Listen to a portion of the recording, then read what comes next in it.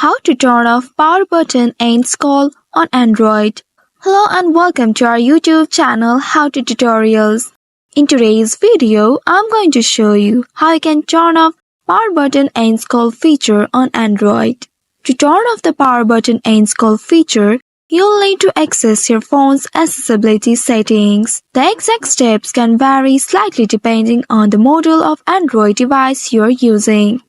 Here's how you can do it. First of all, open your device settings and under it, scroll down and find Application and Permissions. Tap on it and this will provide you some more options.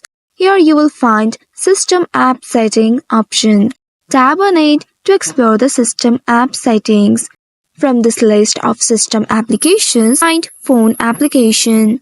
Once you have found it, tap on it to enter it. There you will find Power Button Ends Call option. At the right next to it, you will find a toggle button which is currently enabled. Now to turn off this feature, you just simply have to toggle this button and switch it off.